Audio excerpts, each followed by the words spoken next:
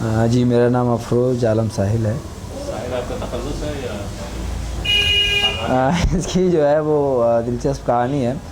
दरअसल मैं उस स्कूल में पढ़ता था तो मेरे क्लास में 3 अफरोज़ नाम के लोग थे, अफरोज़ आलम। तो मैंने जो है वो मेरा नाम क्योंकि घर का नाम साहिल था वैसे ही, तो मैंने कहा कि अब जो है सर आप साहिल के नाम से पुकारिए। अच्छा तो फिर मैंने जोड़ भी लिया कि जो है थोड़ा सा अलग दिखे। तो ये है अच्छा कहानी इसकी। शायरी नहीं करते हैं। थोड़ा बहुत शायरी का शौक़ चढ़ा था, अच्छा लेकिन उतना नहीं है। अब वो उतर चुका है, अब जो है वो आरटीआई का जो है वो चढ़ा हुआ है। जी। अच्छा, तो आप कुछ अपने फैमिली बैकग्राउंड के बारे में बताइए, कहाँ के रहने वाले हैं आप, क्या आपकी फैमिली किस तरह की है? मैं बिहार का रहने वाला हूँ। बिहार में वेस्ट चंपारण डिस्ट्रिक्ट है और बेतिया एक छोटा सा शहर है। वहाँ हम जो है वहीं पे पले बड़े। वहीं से जो है हमारी उर्दू मीडियम स्कूल में जो है वो हमारी तालीम हुई। उसके बाद से 6 क्लास तक उर्दू मीडियम में पढ़े। उसके बाद से फिर हिंदी मीडियम स्कूल एक स्कूल था, वहाँ पे हमने पढ़ाई की। मतलब क्यों चेंज किया मीडियम, स्कूल नहीं था उसके बाद Urdu medium? Urdu medium school जो आगे थे वो बहुत ज़्यादा बेहतर नहीं थे। जैसे आमना उर्दू हाई स्कूल था, एक तो वो घर से बहुत दूर भी था और काफ़ी बेहतर नहीं था मतलब। तो मेरा मन तो था कि कोई एक अच्छे स्कूल में पढ़ें, लेकिन कहीं ना कहीं घर के लोग के नहीं हुआ, मतलब कि हम क्रिश्चियंस के स्कूल में नहीं जाने देंगे और इस तरह की बातें। तो बहरहाल घर के पास स्कूल था राजेंद्र कॉलेज, तो हमने वहाँ दाखिला लिया। और दाखिला लेने के बाद जो है फिर वहीं से मैंने इंटर तक की पढ़ाई जो है, बीच में मैं अलीगढ़ में भी रहा, लेकिन अलीगढ़ मुझे जचा नहीं कहीं से भी, तो मैं भाग गया वहाँ से। तबीयत भी मेरी ख़राब हो गई, जॉन्डिस वॉन्डिस हो गया वहाँ पे। तो हम वहाँ से भाग के फिर हमने 12 जो है अपने बेतिया से ही कंप्लीट किया। और कंप्लीट करने के बाद फिर जामिया है, और जामिया में आने के बाद जो है जामिया कैसे, जामिया आने का, क्योंकि आप अलीगढ़ आ चुके थे एक बार, आपको था एक्सपीरियंस जी। पसंद नहीं आया था, तो जामिया कैसे ख्याल आया कि जामिया आना चाहिए? नहीं, क्योंकि अब आगे इंटर के बाद आगे की पढ़ाई करना तो बाहर ही था, अच्छा तो ये मन में कहीं ना कहीं बात थी। हालांकि घर के लोग बहुत ज़्यादा इसके फेवर में नहीं थे, अच्छा। सिवाय मेरे एक भाई के। हाँ क्योंकि घर के लोगों में था कि जो है वो कोई काम वाम सीख लेगा या यहीं पे पढ़ लेगा, या आईआईटी वाईटी कर लेगा, या दुकान वुकान जो है भाइयों का उसको संभाल लेगा। लेकिन मेरे भैया जो है वो उनके मन में कहीं ना कहीं ये बात थी कि जो है नहीं, इसको पढ़ना है। अच्छा और मेरे भी मन में थी कि जो है मुझे पढ़ना है। तो काफ़ी सारे उनके दोस्त जो है वो जामिया में भी थे और अलीगढ़ में भी थे, तो वो काफ़ी भैया मेरे जो है वो एक्टिव रहे इस मामले में। तो हमने जामिया का टेस्ट दिया, और टेस्ट देने के बाद जो है मैंने एडमिशन लिया। किस फिर साल आए यहाँ? मैं जामिया में आया था 2005 में। 2005। जी। तो कौन से सब्जेक्ट में? सॉरी, मैं जामिया में आया था 2004 में, और सबसे पहले मैंने जो है जामिया के केमिस्ट्री ऑनर्स में एडमिशन लिया, अच्छा और 1 साल जो है वो केमिस्ट्री ऑनर्स किया। एक्चुअली घर के लोगों की ख्वाहिश थी या भाई की ख्वाहिश थी कि मैं इंजीनियरिंग करूं, और मैंने जो है AIEEE में मेरी रैंकिंग जो है वो 17,000 समथिंग जो है, मतलब सेंट्रल काउंसलिंग में मेरा नाम आया था।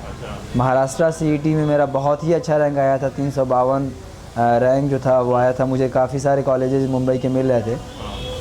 उसके अलावा मैंने जामिया में दिया था, लेकिन जामिया में मेरा वेटिंग लिस्ट में नाम आया था। AMU में मैंने दिया था, इंडस्ट्रियल केमिस्ट्री में मेरा उसमें हो गया था। फिर मैंने पहले जो है वो आके एडमिशन लिया किरोड़ीमल कॉलेज DU में, वहाँ मैंने उर्दू ऑनर्स में एडमिशन लिया। 8-10 दिन मैंने क्लासेस भी किए।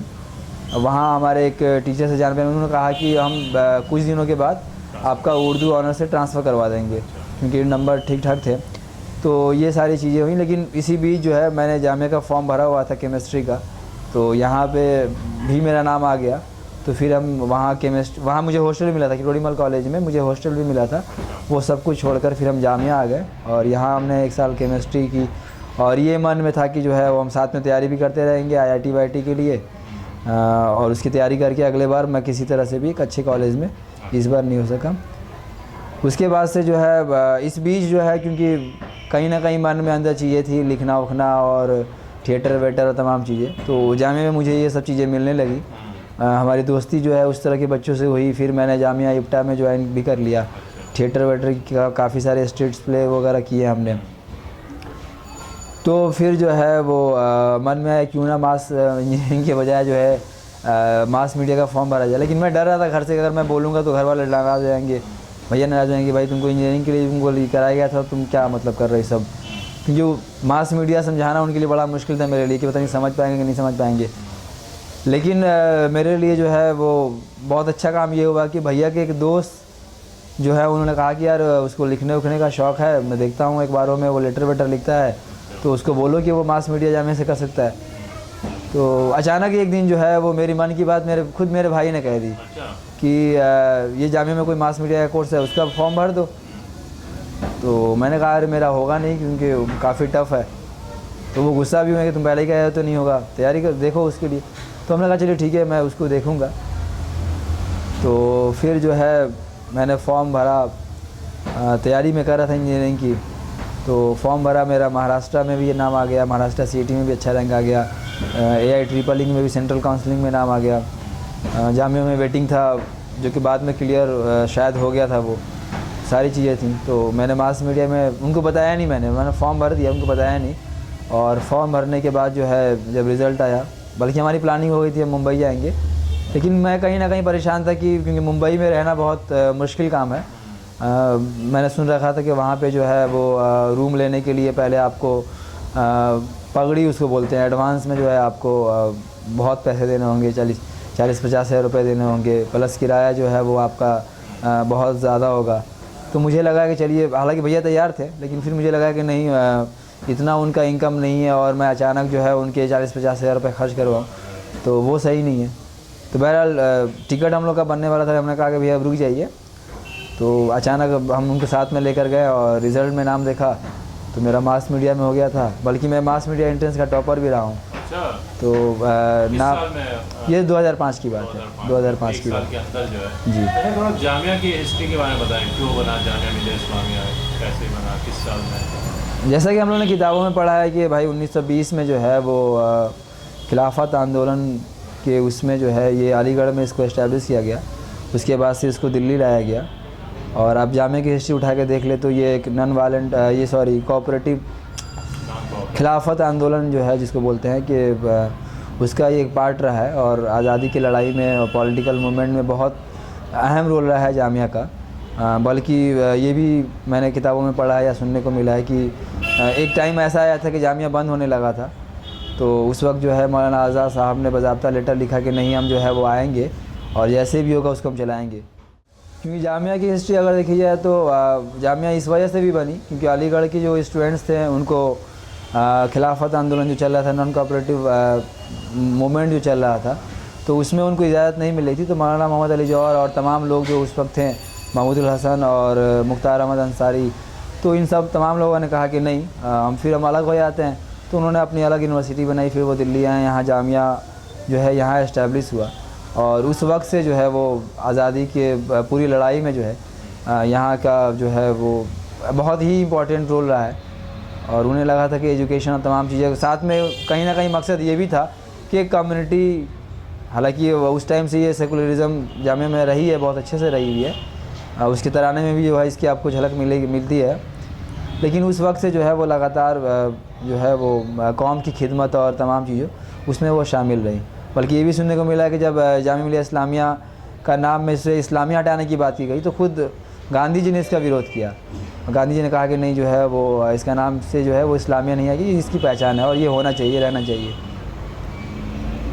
तो आपको RTI का कैसे, आप RTI में कैसे आ गए, RTI एक्टिविस्ट कैसे बने, क्यों बने? 2005 में जब मैं कोर्स में था तो ये क्योंकि पहले से ही आपको बता दूं कि 2005 से पहले भी जो है वो भारत के, इंडिया के जो है वो 9 स्टेट्स में, 9 सूबों में जो ये एक्ट पहले से मौजूद था। उसके अलावा 55 कंट्री में भी ये मौजूद था एक्ट, 55 देशों में जो ये एक्ट था। तो मैं एक किताब में इसके बारे में पढ़ रहा था तो अचानक लगा कि यार ये अगर इंडिया में भी हो तो ये जर्नलिज़म के लिए अच्छा टूल हो सकता है। ये सडनली मेरे दिमाग में आया। तभी जो है कुछ दोस्तों से मालूम हुआ कि कई सारे ऑर्गेनाइजेशन जो है इसके लिए काम कर रहे हैं और हमें जो है उसमें एज ए वॉलंटियर बन के काम करना है। तो मुझे लगा कि ये तो काफ़ी अच्छा मौका है। और उसके बाद से ही मैं जो है अरविंद केजरीवाल साहब, मनीष सिसोदिया जो कि अभी इंडिया अगेंस्ट करप्शन मूवमेंट चला रहे हैं, उनकी ऑर्गेनाइजेशन है कबीर, वहाँ हम गए और वहाँ जो है हमारी जाके बातचीत हुई। तो मुझे बेनिफिट ये मिला कि मैं क्योंकि मीडिया में था उस वक्त, उर्दू अखबार से जुड़ चुका था, हिंदुस्तान एक्सप्रेस उर्दू अखबार थी एक, तो उन्होंने जो है मुझे उस पूरे कैंपेन का मीडिया कोऑर्डिनेटर बनाया। तो उसके बाद से जो है मैंने जब देखा वहाँ पे लोगों को आरटीआई और तमाम चीज़ों को समझा, ट्रेनिंग व्रेनिंग हुई, तमाम मटेरियल्स को पढ़ा, तो वहीं से जो है आरटीआई जो है मुझे वो समझ में आई और मुझे लगा कि बहुत अच्छा टूल है। और पहली आरटीआई जो है वो हमने अपने शहर में फ़ाइल की। एक मसला आ गया था बैंक का कि पैसे जो है वो हमारे जॉइंट अकाउंट थे और कुछ पैसे जो है वो भैया ने डाले थे यहाँ पे, लेकिन नाम जो है वो थोड़ा सा मिस्टेक हो जाने की वजह से वो किसी और के अकाउंट में ट्रांसफ़र हो गया था। तो उसके लिए काफ़ी दौड़ना पड़ा। मैनेजर ने कहा कि जो है अंत में ये जो है उनको उसी गलत नाम से जो है वो बैंक चेक काट के दे दिया। अब वो भजे नहीं कहीं, तो भैया उसके लिए काफ़ी परेशान, काफ़ी जाके उनसे भाई वो की कि भाई नहीं इसको कुछ देखिए। तो उन्होंने जो है फिर कहा कि जो है दोनों को बुलाइए आप। तो फिर मुझे एग्ज़ाम के पहले जस्ट बुलाया गया वहाँ पे। हम गए तो वहाँ का सिस्टम आप समझ सकते हैं कैसा होता है। कभी वर्मा जी नहीं है, कभी शर्मा जी नहीं है, कभी जो है वो नरेश जी नहीं है। 4 दिन तक लगातार हम दौड़ते रहे। तभी अचानक आया, मुझे गुस्सा भी आया अंदर से कि भाई क्या सिस्टम है यहाँ का, हमारे यहाँ का। तो हमने जो है वो आके कमरे पे बैठ के हमने एक आरटीआई फ़ाइल की कि भाई कितने स्टाफ्स हैं, इनके आने की टाइमिंग क्या है, इनके जाने की टाइमिंग क्या है, तमाम चीज़ें। और फिर वो मैं आरटीआई लेकर गया। मैनेजर जो है वो असिस्टेंट पब्लिक इन्फॉर्मेशन ऑफिसर होता है, तो मैं उनके पास गया और हमने उनसे पूछा कि भाई कोई कंप्लेन हो तो आप कौन सुनेगा। बोला मैं सुनूँ, बताइए क्या कंप्लेन है। तो हमने कहा कि आरटीआई फ़ाइल करनी है, आपको देनी है। तो वो लगा मना करने की, नहीं मैं आपकी आरटीआई यहाँ एक्ट नहीं है। हमने कहा कि नहीं बिहार में है। और वाकई उस टाइम बिहार में एक्ट लागू नहीं हुआ था, वो सही थे बिल्कुल, क्योंकि बिहार में 2006 में लागू किया नीतीश कुमार ने वहाँ पे। तो उसके बाद से हमने कहा कि नहीं आपको बिहार गवर्नमेंट से क्या मतलब है, आप तो सेंट्रल गवर्नमेंट से चलते हो। तो उन्होंने कहा कि मैं नहीं लूँगा। हमने कहा कि मैं चेयर लेकर वहीं बैठ गया। हमने कहा नहीं लोगे तो आप लिख कर दे दो कि भाई बिहार में आरटीआई एक्ट लागू नहीं, इसलिए मैं नहीं लूँगा। तो बोला कि नहीं आप जाते हो कि आप मैं किसी को बुलाऊँ या आपको अंदर करवाऊँ। तो काफ़ी सारी धमकियाँ थी। हमने कहा कि नहीं आपको जो करना है कीजिए, लेकिन मैं देकर जाऊँगा। अंत में उसने झुंझला कर साइन किया और वो एप्लीकेशन उसने वैसे ही रख लिया। अगले दिन जो है मेरे भाई को, हम लोग दोनों लोग गए फिर, तो सिर्फ मेरे भाई को बुलाया और उनको डांटना शुरू किया कि भाई क्या है, कैसे लड़के को आप ले आते हैं हमारे पास, ये वो। तो उन्होंने कहा कि सर आप ही ने कहा था, वो तो बेचारा दिल्ली से आया हुआ है और 4 दिन से तो चक्कर हम लोग काट रहे हैं। तो बैठिए आप बैठिए, गलती आप करते हैं और जो है परेशान हम लोग को करते हैं। और उन्होंने खुद ही एप्लीकेशन लिखा, खुद ही लिखा कि जो है आप एप्लीकेशन लिखिए कि मैंने गलती से जो है वो अकाउंट नंबर सही है, गलती से नाम गलत लिख दिया था तो इसलिए। और 2 घंटों के अंदर अंदर अब वो पैसा अकाउंट में आ गया। तो ये थी आरटीआई के पावर। तो उसके वजह लगा कि नहीं ये वाकई, उसके बाद से हमें लगा कि इस चीज़ की जो है हमें ज़रूरत है, क्योंकि हमारे राशन कार्ड नहीं बनते हैं, हमारे पासपोर्ट नहीं बनते, काफ़ी सारी प्रॉब्लम्स है, हर जगह रिश्वत मांगी जाती है। तो हमें लगा कि इस चीज़ को फैलाया जाए। और तो उसके बाद से हमने आरटीआई पे काम करना शुरू किया। और कई सारी चीज़ें, क्योंकि मैं जर्नलिज्म का स्टूडेंट था तो एक बार पढ़ने का शौक़ था, तो मैं देखता था। तो मेरे दिमाग में आया कि पॉलिटिकल पार्टी की फंडिंग के बारे में जाना जाए कि कहाँ से आखिर चलते कैसे हैं। तो वो आरटीआई जब डाली तो उसमें बड़ा दिलचस्प बात सामने निकल कर आया कि दिल्ली के पब्लिक स्कूल जो है वो जो है डोनेशन दे रहे हैं। हम जो है विचारधारा की लड़ाई चाहे कांग्रेस और बीजेपी की अलग अलग रही हो, लेकिन कई सारे ऐसे लोग हैं जो दोनों को फंड दे रहे हैं। तो डाव केमिकल का मामला आया जिस पे बड़ा हंगामा हुआ कि डाव केमिकल ने जो है वो बीजेपी को फ़ंड दी। तो इस पे वहाँ के विपक्ष ने काफ़ी हंगामा खड़ा किया, बल्कि बाज़ाब्ता कोर्ट में मुकदमा किया गया। इलेक्शन कमीशन में शिकायत की गई कि जो है इनका पार्टी का सिंबल और इनका नाम जो है वो रद्द कर दिया जाए, क्योंकि इन्होंने विदेशी अनुदान अधिनियम 1963 का उल्लंघन किया है। तो ये सारी चीज़ें जो है वो इस आरटीआई के असर में हुई, यहाँ तक कि बीजेपी को माफ़ी मांगना पड़ा। और शायद उन्होंने पैसा लौटाया या नहीं लौटाया वो बात की बात है, लेकिन ये सारी चीज़ें वो आरटीआई पे हुई। तो यहीं से जो है कहीं ना कहीं अंदर से जो है कि वो हुआ कि नहीं मैं यार ये बहुत अच्छा टूल है और जर्नलिज़म में अगर एस्टैब्लिश होना है तो वो हम कर सकते हैं। तो वहीं से हमने ये सोच लिया कि इसको हम जर्नलिज़म में इंट्रोड्यूस करने की, क्योंकि जर्नलिज़म में लोग इसका इस्तेमाल नहीं करते। तो इसके कई सारे मतलब कारण रीज़न भी है, क्योंकि वो जर्नलिस्ट जो है वो 30 दिन तक वेट करे या 1 साल तक वेट करे। लेकिन मुझे लगा कि नहीं, कम से कम एक आदमी तो कर ही सकता है, या कुछ लोग होते हैं तो किया ही जा सकता है, और इससे एक्सक्लूसिव स्टोरी निकाली जा सकती है। तो बस यही था कि यहीं से जो है वो आरटीआई पे हमने काम करना शुरू किया।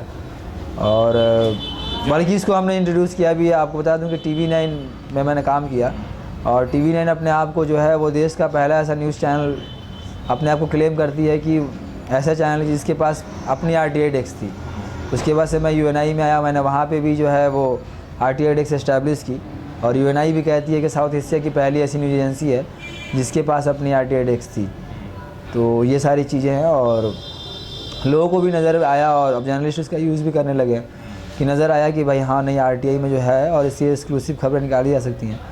तो कम से कम मुझे लगता है कि मैंने 500 के आसपास खबरें जो हैं वो मेन स्ट्रीम मीडिया को दी हैं RTI के थ्रू, जिस पे बहस हुई है, जिस पे चर्चा हुई है, चाहे वो डाउ केमिकल का मामला हो, चाहे वो नीतीश कुमार के फॉरेन फंडिंग का मामला हो, चाहे वो सेंट्रल फंडिंग का मामला हो, चाहे वो डेवलपमेंट का मामला हो, चाहे वो बाटला हाउस इनकाउंटर का मामला हो, चाहे वो सोहराबुद्दीन इनकाउंटर का मामला हो, चाहे वो गोधरा का मामला हो, चाहे वो जो है वो कई सारे स्कैम्स का मामला हो।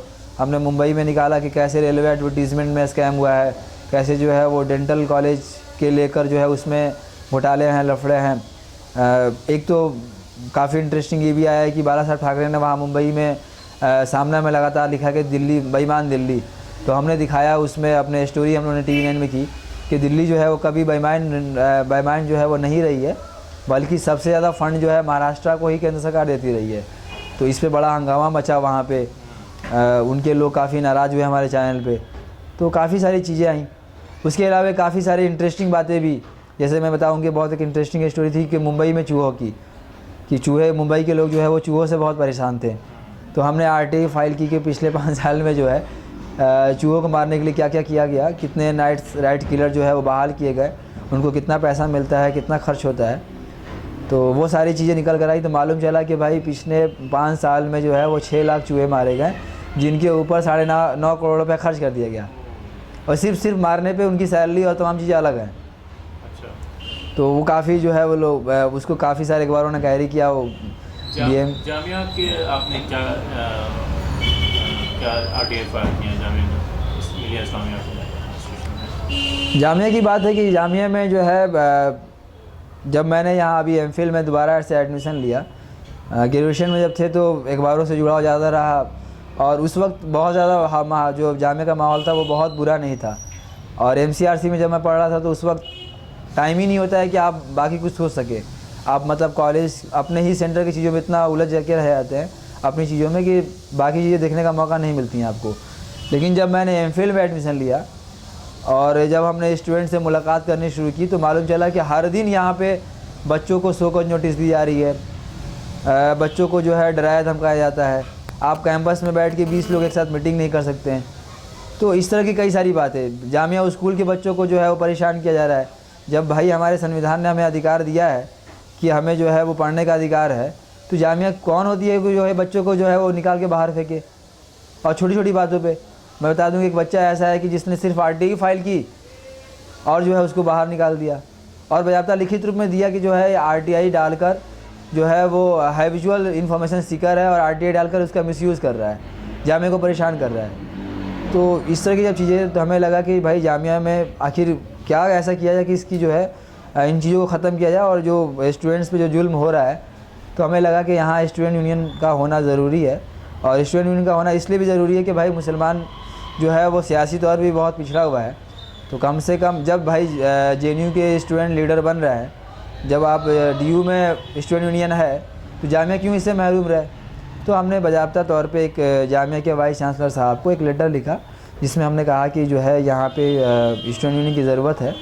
और हमने ये भी लिखा कि जो है मेरा उसमें कोई वो नहीं है, पॉलिटिकल मेरा इंटरेस्ट नहीं है, कोई पॉलिटिकल अफिलेशन नहीं है, और ना ही मैं कोई इलेक्शन लड़ने की सोच रहा हूँ। मैं नहीं लड़ूंगा, ये मैं आपसे वादा करता हूँ, लेकिन इसकी ज़रूरत है। और दूसरी बात ये थी कि बाकायदा तौर पर फ़ीस ली जा रही थी जामिया स्टूडेंट से। जो है जामिया हर साल जो है एडमिशन के टाइम 50 रुपये फ़ीस लेती है।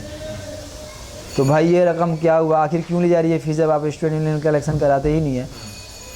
तो लेटर लिखने के अगले दिन के बाद ही, अगले दिन से ही मुझे फ़ोन किया जाने लगा। हम उस वक्त बिहार गए थे, लगातार 4 दिन हमने उनको कहा कि फ़ोन आया कि भैया अफरोज़ जो है आप प्रॉक्टर ऑफिस आइए, प्रॉक्टर साहब ने आपको बुलाया है। मैंने कहा कि सर मैं अभी दिल्ली में हूँ नहीं, मैं बिहार में हूँ। अगले दिन बाद भैया आप आए नहीं। मैंने कहा सर मैंने आपको कल कहा था कि मैं यहाँ नहीं हूँ, बिहार में हूँ। तीसरे दिन फिर फ़ोन आया कि आप आए नहीं। हमने कहा मैं आपको क्या बोलूँ बताइए। बहरहाल मैं चौथे दिन आया। चौथे दिन जो है मुझे प्रॉक्टर ऑफिस से कॉल किया गया झूठ बोल के कि जो है आप दिल्ली में हैं। हमने कहा हाँ है, तो हम आपसे मिलना चाह रहे हैं, हम बाटला हाउस से बोल रहे हैं। तो हमने कहा कि भाईजान ऐसा है कि हम आपसे शाम में मिलेंगे, मैं अभी कॉलेज में हूँ, तो कॉलेज में कहाँ हैं आप? तो हमने कहा मैं अभी प्रॉक्टर ऑफिस की तरफ जा रहा हूँ, बताइए। तो नहीं मैं प्रॉक्टर ऑफिस से ही बोल रहा हूँ। तो इस तरह की बातें थी और हम जो है वो बाज़ाब्ता तौर पे वहाँ गए, जामिया में गए, प्रॉक्टर ऑफिस गए। प्रॉक्टर ऑफिस के लोगों ने उनको कॉल किया कि भाई इनको घर लेकर आएँ या जो है वो यहीं बैठने दे। तो हमने कहा मैं घर क्यों जाऊँगा किसी के, आप यहाँ बुलाइए उनको, प्रॉक्टर साहब को। प्रॉक्टर साहब आए, बहुत अच्छे से बात की, काफ़ी सारी बातें की। उन्होंने कहा कि मैं खुद ही स्टूडेंट यूनियन का पार्ट रहा हूँ एमयू में। उन्होंने कहा सर खुशी की बात है, तो फिर आपको क्या प्रॉब्लम है यहाँ स्टूडेंट यूनियन बहाल करने में? तो लगे बोलने कि नहीं यहाँ के माहौल जो है वो ये है, मतलब 50 तरह की बातें उन्होंने क्या मुझे बहकाने और तमाम तरह की कोशिश की। अगले दिन से मेरे पीछे जो है वो गार्ड लगा दिया गया जामिया में। अगले दिन जो है मैंने आके आरटीआई फ़ाइल की, क्योंकि जामिया का एकेडमिक काउंसिल ने बाज़ाब्ता 25 नवंबर 2005 को जो है एक रेजोल्यूशन पास किया था, जिसमें उन्होंने कहा था कि जो है जामिया में स्टूडेंट यूनियन का होना बहुत ज़रूरी है, और उसके पीछे उन्होंने कई सारे लॉजिक दिए, सारी बातें उसमें वो मेंशन है। तो वो रेजोल्यूशन मेरे पास मौजूद था पहले से, तो हमने उसके बुनियाद पे, और उसके अलावा जो है बाज़ाब्ता सुप्रीम कोर्ट का ऑर्डर है, लिंगदो का रिकमेंडेशन है, यूएसी ने इनको लेटर लिखा था जामिया को, और एचआरडी ने भी इनको लेटर लिखा था। तो हमने जो है उस सिलसिले में इनको आरटीआई फ़ाइल की। आरटीआई फ़ाइल करते के साथ ही अगले दिन मेरे पीछे गार्ड लगा दिया गया। मुझसे डिपार्टमेंट में कहा गया कि आप जो है 4 दिन नहीं आए थे, उसका आप सबूत दें कि आप बिहार गए थे। तो हमने कहा कि भाई स्टूडेंट कोई सबूत तो देता नहीं है, आप मेरी अटेंडेंस नहीं लगी है, ख़त्म कहानी।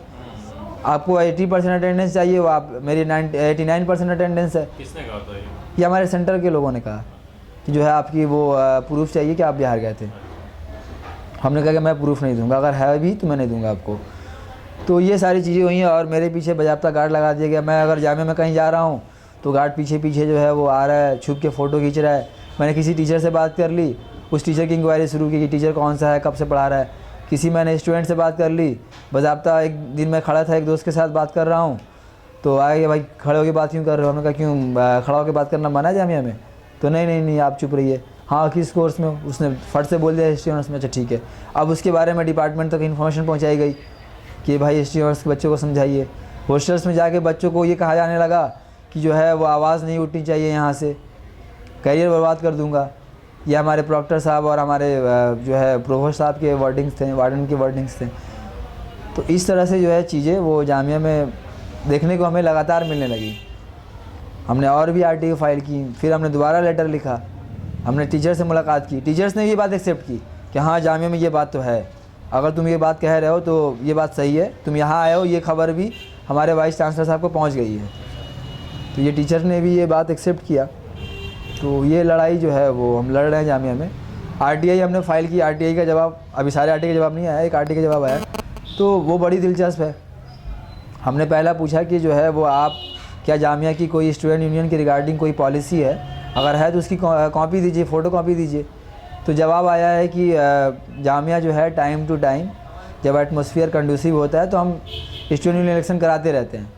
तो भाई आपके लिए पैरामीटर्स क्या है? अब 6 साल से कभी आपको नहीं लगा कि जो है माहौल साजगार है जामिया का? क्या जामिया के बच्चे आपको गुंडे लगते हैं? भाई आप बच्चे क्लास कर रहे हैं, पढ़ रहे हैं, कभी कोई भी हादसा हुआ हो तो बताइए पिछले 6 सालों में? कोई ऐसा हिस्ट्री नहीं है। उसके बाद से मैंने पूछा कि क्या कोई कमेटी बनाई गई है इसके लिए? तो उन्होंने कहा कि हाँ कमेटी बनाई गई है। फिर हमने अगला सवाल किया कि अगर बनाई गई है तो उन मेंबर्स के नाम दिए जाए, उनके जो है मीटिंग के मिनट्स की कॉपी दी जाए। तो उसमें कहा गया कि हम आरटीआई के सेक्शन 8A और 8G के तहत नहीं देंगे। अब आरटीआई का सेक्शन 8A जो है ये कहता है कि वैसी इन्फॉर्मेशन आपको नहीं मिलेंगी जिससे जो है वो देश की सॉवरेनिटी और इंटीग्रिटी को ठेस पहुंचता हो, देश में दंगा भड़कने का वो हो। तो भाई प्रोफेसर का नाम अगर बच्चे जान जाएंगे तो देश को कौन सा ख़तरा हो जाएगा? मतलब ये क्या सोच के जवाब देंगे, मुझे ये समझ में नहीं आता। और 8G जो है वो ये है कि भाई वैसी इन्फॉर्मेशन आपको नहीं मिलेंगी जिससे कि किसी की जान को ख़तरा हो। तो भाई जामिया के बच्चे टेररिस्ट नहीं हैं, गुंडे नहीं हैं कि जो है वो जान जाएंगे जाके उनको मार देंगे। तो ये इस तरह की कई सारी बातें थीं। जैसे कि मैंने पूछा लिंगदो के बारे में, तो उन्होंने कहा कि ये ओपिनियन है, जबकि मैं बता दूं कि लिंगदो जो है ओपिनियन नहीं है, बाज़ाब्ता रिकमेंडेशन है, जिस पे बाज़ाब्ता सुप्रीम कोर्ट ने ऑर्डर किया है 22 सितंबर 2006 को। यूजीसी ने उस पर लेटर लिखा है सारी यूनिवर्सिटी को, ये एक्सेप्ट भी कर रहे हैं, एचआरडी ने लिखा है, तो ये ओपिनियन कैसे हो सकती है? तो इस तरह कई सारी चीज़ें हैं। और बाज़ाब्ता फ़ीस ले रहे हैं लगभग 40 से 42 लाख रुपए स्टूडेंट के, जो है कहाँ गए इसका हिसाब को ये नहीं दे रहे। तो इस तरह कई सारी चीज़ें हैं जामिया में हर दिन सेक्सुअल हरासमेंट के केसेस आ रहे हैं, हर दिन जो है वो निकालने की बात आ रही है। इनके आरटीआई में ही निकल कर आया है कि इन्होंने पिछले साल 33 यानी 33 स्टूडेंट को इन्होंने निकाला है। अच्छा, किस लिए? कोई बुनियाद नहीं है, उस पर भी मैंने आरटीआई फाइल की हुई है। और भी कोई इस तरह के एग्जांपल्स हैं जहाँ कि जिन लड़कों ने, स्टूडेंट्स ने जो आरटीआई फाइल की है उसका? ऐसे कई स्टूडेंट है, ऐसे कोई स्टूडेंट है। मैं अगर अपनी बात बताऊं, मैंने 2009 में जो है बटला हाउस के लिए जो है वो लीगल एड फंड देने की बात की गई थी। उसमें बाज़ाब्ता स्टूडेंट्स ने ईद के दिन चंदा कलेक्ट करके लगभग 1,96,000 कुछ रुपये, लगभग 1 लाख रुपये दिया। टीचर्स ने अनाउंस किया कि हम अपनी सैलरी देंगे, 1 दिन की या 1 महीने की। उसके अलावा जो है वो अमर सिंह ने 10 लाख रुपये दिए।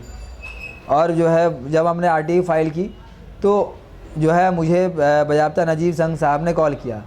गलती से उसी दिन, जिस दिन कॉल किया था उसी दिन जो है वो टीसीएन ने ये खबर ब्रेक कर दी कि भाई पोस्टमार्टम रिपोर्ट आ गई थी, तो पोस्टमार्टम रिपोर्ट की खबर आ गई। तो मैं उस दिन नहीं गया, 2 दिन के बाद गया, तो वो खबर हर जगह आ गई थी। लेकिन फिर भी मुझसे जो है वो नजीब संघ साहब ये कहते हैं कि आर यू फ्रॉम आजमगढ़? उन्होंने कहा सर नहीं, मैं आजमगढ़ से नहीं हूँ, मैं बिहार से हूँ, बिहारी हूँ। तो अच्छा आप आतिफ के दोस्त होंगे? उन्होंने कहा सर नहीं, मैं उनका भी दोस्त नहीं, मैं जानता भी नहीं हूँ। अच्छा, आप साजिद के दोस्त होंगे? मतलब इस तरह से सवाल करना कि मेरा उनसे भी रिलेशन रहा है। तो कहेंगे यार जब तुम्हारा कोई दोस्ती नहीं है तो क्यों लगे हो इसके पीछे? तो हमने कहा कि सर मैं मीडिया का स्टूडेंट हूँ यहाँ पे और मैं आरटीआई पे काम करता हूँ, मेरा फ़र्ज़ है कि मुझे डालना चाहिए, सच्चाई सामने लानी चाहिए। तो अरे नहीं आप जो है वो हमारे बच्चे बहुत अच्छे करते हैं एमसीआरसी के, आप फिल्म मेकिंग कीजिए और ये सब लफड़ों में नहीं। मैंने कहा सर मुझे जो बनना है वो मैं जानता हूँ ना। नहीं आप फिल्म मेकिंग कीजिए। मतलब ये जो है वो अल्फाज थे हमारे वाइस चांसलर के मेरे लिए। और कहीं ना कहीं अगर ये पोस्टमार्टम रिपोर्ट नहीं आया होता या मीडिया में रिपोर्ट्स नहीं आई होती तो वो उनके अल्फाज और भी गंदे होते हैं और भी जो है कड़े होते हैं। और इसमें भी जो है ये भी सुनने में आया था कि वो कोई एक्शन भी लेने वाले थे मेरे खिलाफ़, लेकिन वो क्योंकि बात मीडिया में आ चुकी थी, पोस्टमार्टम रिपोर्ट आया था तो मीडिया में हर जगह आया था, तो उनको ये लगा कि अगर मैं कुछ भी करता हूँ तो फिर तो मैं उसमें पीसूँगा, तो इस वजह से उन्होंने कोई एक्शन नहीं लिया। लेकिन अब जो है वो बाज़ाब्ता मीटिंगें करते हैं कि जो है वो कैसे इसको निकाला जाए। बहरहाल फ़िलहाल हमने खुद ही जो है वो जामिया छोड़ने का अनाउंस उनको जो है मतलब कर दिया है। बाज़ाब्ता हमने लेटर लिखा है और जामिया छोड़ने की कई सारी वजह भी हैं, क्योंकि इन्होंने जो है वो यौम तासीस के मौके पर इन्होंने कोई प्रोग्राम कराया ही नहीं, लेकिन जो है एनुअल कन्वोकेशन के नाम पे लेफ्टिनेंट गवर्नर साहब को बुलाया। और लेफ्टिनेंट गवर्नर साहब मैं मानता हूँ कि यही जो है वो बटला हाउस इनकाउंटर के अहम कातिल माने जा सकते हैं, क्योंकि इन्होंने ही मजिस्ट्रेट इंक्वायरी जो है रुकवाई थी बग़ैर किसी बुनियाद के। तो इसीलिए हमने उनका विरोध किया। हमने उर्दू के अखबारों में लिखा इनके बारे में और हमने एक मैसेज के थ्रू जो है इनका विरोध किया, जिससे जो है उसके बाद से। और दूसरी बात यह है कि विरोध करने के बाद मुझे और भी परेशान किया गया। मुझे दिल्ली से बाज़ाब्ता फ़ोन आया, मुझे बुलाया गया। वो अलग बात है कि बाद में उन्होंने खुद ही मिलने से इनकार कर दिया। तो इस तरह की सारी तमाम चीज़ें हुई। फिर दूसरा मेरा मानना है कि जब आपने लीगल एड देने की बात की थी तो अब क्यों नहीं दे रहे हो लीगल एड? जब ये आरटीआई से बात लगभग साफ़ हो चुकी है कि वो इनकाउंटर फेक था, फर्जी था, सारे लूप फॉल्स हैं, वो सबको ही देख रहा है, तो क्यों नहीं जामिया जो है इसकी जुडिशल इंक्वायरी की मांग कर रहा है? क्यों नहीं वो अपने बच्चों की मौत की जो है FIR दर्ज करा रही है? तो ये सारे सवालात जो है हमने करके और जो स्टूडेंट्स के प्रॉब्लम्स हैं उनको लेकर मैंने कहा है कि हमने जो फोरम फॉर स्टूडेंट डेमोक्रेसी हमने एक ऑर्गेनाइजेशन बनाई है अपने कुछ स्टूडेंट्स के साथ मिलके, जिसमें JNU के भी स्टूडेंट्स हमारे साथ हैं, DU के भी स्टूडेंट्स साथ हैं, AMU के भी स्टूडेंट्स साथ हैं, ऑस्ट्रेलिया के 1-2 स्टूडेंट भी हमारे साथ हैं मोनाश यूनिवर्सिटी के। उनको हमने इसलिए शामिल किया है कि वहाँ कैसे जो है स्टूडेंट्स का इन्वॉल्वमेंट होता है वहाँ की डेमोक्रेसी में, वहाँ की पॉलिटिक्स में, उस चीज़ को समझाया जा सके इंडिया में। और ये फोरम जो है वो इसलिए भी बनाई है हम लोगों ने कि पूरे देश में हम बात करें। और फोरम की सबसे ख़ास बात ये थी कि जो है हम लोग बिल्कुल शांत तरीके से, पहली जो बात खामोशी के साथ RTI का इस्तेमाल करके लड़ाई लड़ रहे हैं। आपको जानकारी होगी कि पौंडीचेरी की यूनिवर्सिटी ने RTI का इस्तेमाल किया हमारे इसके बाद, और वहाँ एक मूवमेंट चल रहा है खामोश तरीके से। इलाहाबाद यूनिवर्सिटी के बच्चे कुछ बीच में बहुत हिंसक हुए थे, लेकिन अब उन्होंने भी RTI फाइल की है। लखनऊ यूनिवर्सिटी के बच्चे भी कुछ बीच में वो हो गए थे, वो भी लड़ाई लड़ रहे हैं, उन्होंने भी RTI फाइल की हैं। बिहार में भी जो है वही लड़ाई जो है RTI के थ्रू लड़ी जा रही है। हमने भी कुछ RTI बिहार में फ़ाइल की थी। तो ये सारी चीज़ें जो है स्टूडेंट जो है अब हल्ला हंगामा करने के बजाय वो RTI के थ्रू जो है वो लड़ाई लड़ रहा है। तो ये हमारे लिए एक पॉजिटिव चीज़ है कि हम इस तरीके से भी लड़ाई लड़ सकते हैं, अपने मूवमेंट को जो है खड़ा कर सकते हैं। बहुत बहुत शुक्रिया अफरोज़ साहब, all the best for your struggle. शुक्रिया। आप तो आए नहीं।